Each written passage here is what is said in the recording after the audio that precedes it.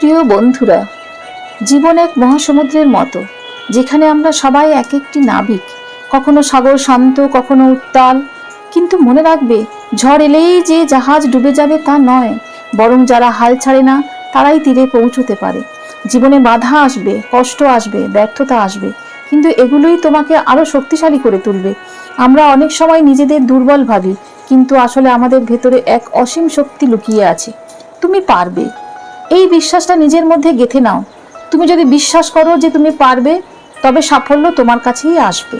কেউ তোমাকে থামাতে পারবে না যদি তুমি নিজেকে থামিয়ে না নাও। তাই স্বপ্ন দেখো, পরিশ্রম করো, ব্যর্থ হও, আবার উঠে দাঁড়াও। একজন বিজয়ী সেই ব্যক্তি নয় যে কখনো হারেনি, বরং সেই ব্যক্তি যে প্রতিবার পড়েও উঠে দাঁড়িয়েছে।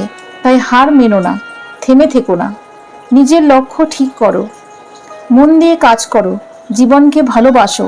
তাহলেই তোমার জীবন হবে সফল, সুন্দর ও অনুপ্রেরণামূলক। ধন্যবাদ। জয় শ্রীকৃষ্ণ। রাধে রাধে।